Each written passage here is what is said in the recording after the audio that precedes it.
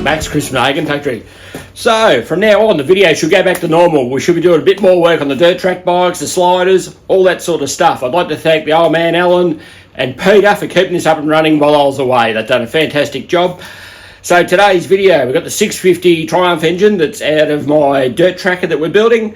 The old man's been working on that, and he's been working on a Triumph Daytona with gearbox issues, which seems quite common on these. So have a look at that. I'm sure this video will help you out if you've got a Daytona or just any sort of a Triumph with gearbox issues. So let's have a look.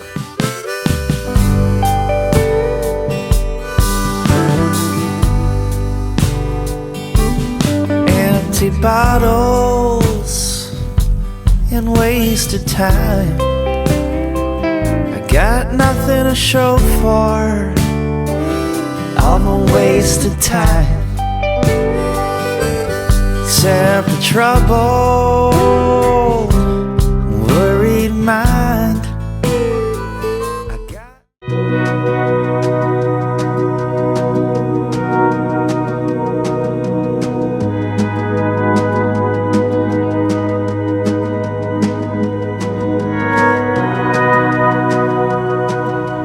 I got dressed up for the occasion today. Yeah, we can see that. Seeing that I was going to be filmed today.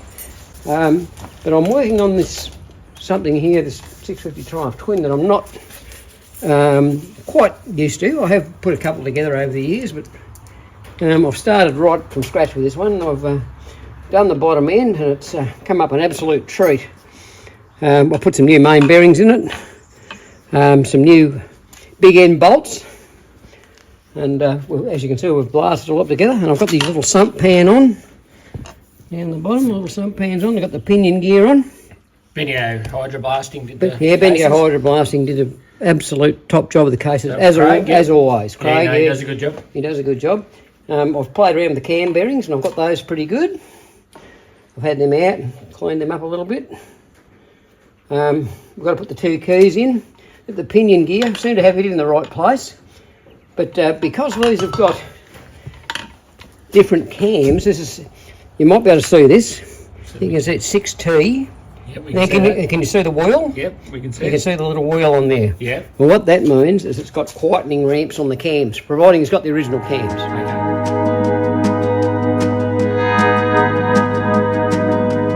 Drill a hole into a tree. Out comes a swan. So that doesn't sound much, but what it means is different tappet settings, etc. Yep. When you're setting the thing up. And this one hadn't been apart, had it? I don't think it had ever been apart. It was in the bottom end was in really, really good condition. I don't think it had ever been to pieces. Yeah. Which is amazing, isn't it? From where it came from. Yep. Yeah, but the fact that it hasn't been apart has been a good help. But the crank was pretty. The side strap was full and everything, wasn't it? Yeah, I reckon I spent over 3 hours cleaning out the crankshaft and the sludge strap. Yeah. With the compressed air, putting carby cleaner. I find that carby cleaner loosens up a lot of grease. Spent a lot of time cleaning out the sludge trap. I was amazed at how compacted they get with the centrifugal force. It's amazing, isn't it? It is, because You hear stories about it all the time. I had to get a knife in and you could carve it out. Yeah. You could actually carve it out. Anyway, I did all that and got it all back together, put the crank back together, gave it all a really good polish up and clean. There's absolutely no big end movement there whatsoever. And another thing with these two people, I've asked this question many times, how much end float should Triumph Twins have in the crankshaft? Nobody seems to know, and more or less no one seems to care. They just say, just put it together.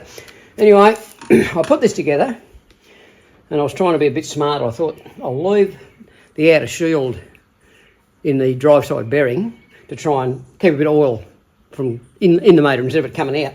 Anyway, I put it all back together, and the crank was tight, but it wasn't very tight. You could actually move it with a spanner, but it was too tight. Yeah. So I thought, well, the only thing that I've done to it is put new main bearings in it. So I pulled the drive side off, and I thought, well, that's the only one that I've left a seal in. So I flicked the seal out, cleaned it all up again, put it back together, and as you can see, look at that, it's perfect. Yeah. Turn it with one hand, it's beautiful. So this is... And there's no end float, or very little. Very little end float. Because we did have that factory manual that I got, and it did talk about inflate. It does mention it, which is the only thing that I've ever seen that does mention Yeah. it. But nobody seems to worry about that. I've spoken to people who've put some of the best Triumph motors together that you could possibly imagine, and they don't seem to be. It's crazy, isn't They it? don't seem to talk about inflate. It doesn't seem to be a subject that comes up. So this is for our dirt track Triumph that we're building. Yep, we're going to build a big dinosaur dirt tracker. It'll be a bit of an all-rounder. So we're going to do Yep. a bit of flat track. We might take to an old vintage motocross. Yep. We might even do the enduro loop over at Broadford on it. Yep. And we might even put on a red plate at We some might, stage. that could even happen. So, yeah. So all the timing gears and everything are all in excellent condition. The cams aren't worn. Everything looks really good. Even the bore, it had been bored not long ago, but for some reason, when I pulled the barrels off it, Yeah. this is what I found. In every ring groove, broken rings. Yeah, you're right. And they were like that in every ring groove, and they'd all been broken. Okay. Well, So is that the ring gap, do you think? Or Well, it was really impossible to measure the ring gap with all the rings broken, so you couldn't measure the gap. Yeah. But I was talking to one of my very learned Triumph friends about them the other day, and he said, look, he said, somebody that has probably spent money, they've got it rebored, they put the new rings in, and they've poked them in with a screwdriver. And they've just busted them getting them Yeah, in. probably, yeah. And the reason that this engine did finish up sitting on a bench with the cylinder head off is, I can bet you any money you like, because it was blowing big clouds of blue smoke. Plenty, wouldn't it? Yeah, but the rings, they hadn't been broken long, hadn't scratched the bore much or anything. So, anyway, so I'm going to actually use the original pistons. I've cleaned them all up, I've honed the barrels, and they're well within tolerance. It's like it fantastic. really hasn't done any Yeah. miles. So, So we've got a cast iron head for this one. yeah, we've got cast iron head and barrel. We have a couple of aluminium heads, but as usual, they're all cracked. Every one you find's cracked. And we might put an alloy head on it later on. We Yeah. might not. We'll just get it together and get it running, get the bike up and running. And Apparently, if see you where we go. re-weld those, they just crack again, so the story goes. But depends who welds them, I suppose. But I'd imagine, yeah. look, I've got a mate, and I've been talking to him about it at great length. Will that does nearly all my welding, and we've talked about heating them right up, welding them while they're really hot, and then keep peening the weld, which hardens the weld. Yep. And then when we get to the end of it all, if we can find out exactly what material it is, we can put it through a heat treatment furnace, Yeah, which okay. his father's got. Yeah, fantastic. So it's pretty handy. We can chuck them in the heat treatment furnace. We can get them up to whatever, and we can heat treat the head, and we'll see if it'll hold together. But we will have a go at one. Yeah, I think for the amount of Ks that we'll do on this thing, Yeah. it would never happen again. Probably not. Yeah. Probably not. And a lot of people say, well, why are you worried about a cracked head on an alloy head Triumph for? You just ride it with the head cracked. I've heard plenty of people say. Yeah, I can imagine Yeah. they'd be all cracked. Because they crack in different places, like they do crack out to the valve seats. Yeah. But they crack into the head stud holes and a few other places. So, I reckon the seats would fall out, wouldn't you? well, you'd think so. I've got one that's cracked right behind the seat, and there's a piece of metal actually gone. You can poke a little fine screwdriver Yeah, down the okay. hole. Yeah. And how that seat is still in there is absolutely amazing. So this is what we're doing with this. Everything else is good. If you've got it All in the a threads. primary cover for a, what is it, 1957 Thunderbird? Yep, an inner primary cover. In a primary cover. We've got an outer, Yep. and I'm sure there must be plenty of inners around because the outer's always got broken. Yeah, and that was the easiest thing to throw away when you were a school kid and you got this old Triumph to thrash around the bush. Yep. Because we used to pull everything off, but you didn't take the inner chain case off because it was too hard. Yeah, it would have been. You had to pull so much stuff to get them off, so you left that bit on there. So there must be one around. So there'll be an inner one around somewhere. Yeah. One will turn up. I haven't asked you really either, Chris. What do you think we could do with ignition on this? Which way would you like to go? Do you want to put a magneto on it, or would you like to A distributor. or a distributor? I don't know. You think about more that. of a talk about that. Because like a lot of people hated the distributors, but that's just because they were worn out. Yeah, Like if we put, exactly. if you we've got the expertise now to recondition a distributor Yeah, and make it a little coil ignition setup for it. yeah. So whatever, but we'll work that out when we get closer. We Yeah, put that I on reckon. any time. So that's Yeah, exactly. They're not too bad to get on and off these. You can actually get them on and off. Yeah. No, we'll work that out as we go along, I think. Yeah. And Yeah. we'll just go through our bits. I know we've got a couple of distributors there, haven't we? I've got at least 2 or 3, I think. Yeah, so... Yeah, and you still think you might go for a high flow oil pump? Yes. Well, it might be worth it because the rest of the motor's good. Well, we haven't spent a lot of money on it. No, we have not. Just So- time. It's only been time. So I think Yeah. the fact that we haven't spent a lot of cash on it, I think we should buy a brand new oil pump and best one we can get for it. Yeah. I think. Yeah, I don't It'd be know. well worth it. I don't know whether you can put a rotary, like a Morgo type pump. I don't know whether they're still in favour or not. I don't know. We'll do a bit of research and see what we come up with, but I think we'll do that. And I know in the Grand Prix motor, I purchased what they tell me was a high flow ordinary piston pump that bolts straight on. Yeah. So I've bought that and I put it on. Yeah, okay. So Well, they're available. That's all we probably need. Yeah, well, they're available. We can get those. They're no problem. Now, I did do a bit more research. Yeah. As you can imagine, we've still got all the other bikes lined up, so this one's sort of it's moving forward. We're getting all the bits and the engine's coming together, but it's still there's still a couple of bikes ahead of it. So yeah, there is. That's correct.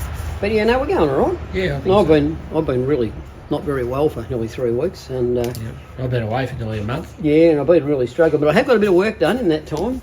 I think it's just as easy to come out the shed and work than sit at home and feel sorry for myself. Exactly. So, and I'll tell you what, I am glad. Here, me. Hey, man. I'm glad to have my little Hagon factory dog back. Have a look at him. He's growing a bit. Yeah, this is Bear. He's done more in the last 6 months than I've done in the last 6 years. Yeah. He's travelled further, been different places. He's been barrow fishing. He's been tearing up and down the crocodile-infested rivers of northern Australia in a boat. And been in a truck, he's been been in a road dog train, dog box on the truck. He's been in road trains. He's been everywhere. He's been even entertaining a horse. He quite likes horses, apparently. and did 3,640 k's in 2.5 days. There you go. So he's travelled a long distance in a short time. But look at him now. He's just a beautiful boy. Righto. Okay, now. Hi, and welcome to the Black Swan Hotel, Bendigo's premier bike pub. We're open from Thursday, Friday, Saturday, Sunday, noon till close. Roar in for a drink and a pizza. See you then.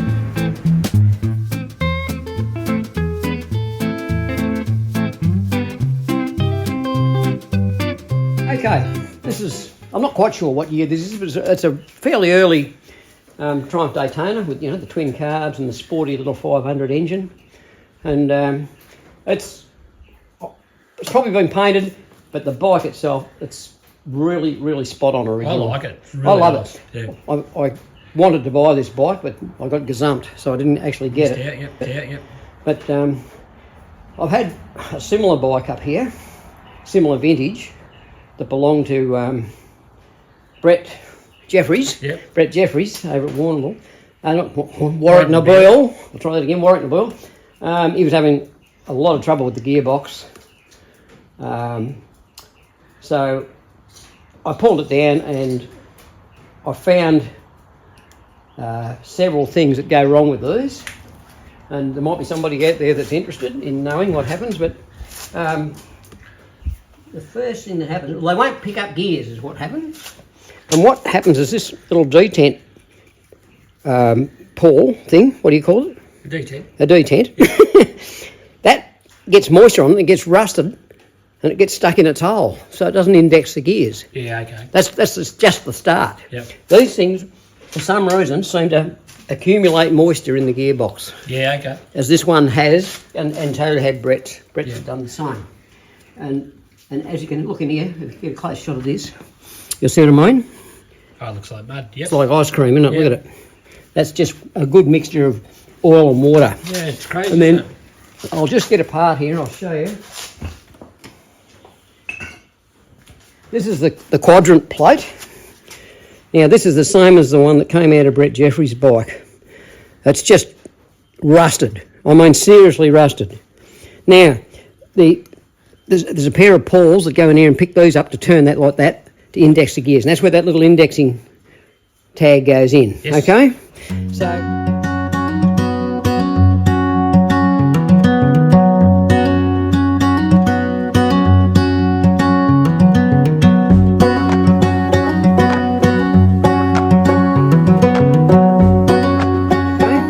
So these here, the little pawls within the mechanism, the springs and there's little spaces and there's all sorts of things in there, full of water, rusted solid, like you couldn't move anything. And like, no wonder you can't pick up a gear. Yeah. It's absolutely impossible to pick up a gear. So I've had to get another one of these for this bike. That's the one out of it. And I'll have to get some pawls and probably the whole mechanism. Yeah. But I reckon it'll be a bit similar to a boozer one. You can buy that whole mechanism as a piece, as an item. I think last time we ended up getting those parts from New Zealand, Yes. but we ordered, I don't know how many I ordered, 2 or 3 or 4 from the UK, because everyone said they had them in stock, but no one has them in stock No. for some reason. No, I think the one that I got, I couldn't get it from New Zealand. When I finished up, I got it off Harris's in England. Oh, really? Yeah, I finished up, I got it off. And then a couple of weeks later, we went to pick up some stuff, some bike bits, and there was one laying on a bench there. Yeah. Wasn't there? It was. We went to pick up a big heap of second-hand bike stuff, and here's one of these in pretty good nick laying on the bench. Yeah. So in here it's they're a very basic gearbox, but I reckon they're quite a good gearbox, really, if you could keep the water out of them. Yeah. And I don't know how many times you've got to tell people, don't pressure wash motorbikes with a pressure washer. Yeah. You know, around the gearboxes and engine and that. Don't do it, because this is the end result. Well, at least you can get it out without pulling the engine out. Oh, yeah. Yeah, and no, it's fantastic. They're like a cassette Yeah. style gearbox. Yeah. So they're not too bad to work on, but there's a little bit time consuming and that, but they're not too bad. But once we get all the parts, we'll have this back together fairly quickly and we'll have him back on the road. Yeah, fantastic. It's a great looking bike. It's a great little original bike that if you had it, you probably wouldn't even restore it. You just ride it. wouldn't I just ride it? You just ride it because it's got a lot of battle scars on it. Yeah, but that's great. But it's got the original brakes and yeah.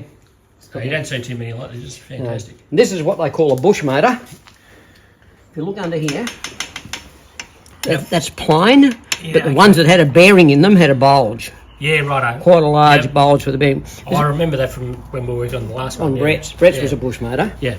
But these respond really well to modification. Like you can't speak highly enough of them, how they do respond to modification. Because Buddy Elmore won Daytona on one of these, on a factory fitted one, Wow, yeah. factory race bike. But it was that engine and that gearbox, Yeah, fantastic. and he won Daytona on it back in the very, very early 70s. And in Australia, I don't name names, but in Australia, I've seen a very, very honest replica of the Buddy Elmore bike. Yeah, okay. It's here, yeah. Yep. So, and it's a beautiful bike. It had like oil tanks down here to carry extra oil. Yeah, like yeah, I've seen that, yeah. Pannier oil tanks and all Yep. that sort of stuff. But yeah, I like those. I like those. They used to call them the Baby Bonneville years ago. No, it's a pretty bike.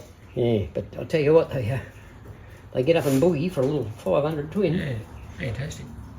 Yeah. Excellent. Yeah, I don't think a 450 Honda would see which way one went.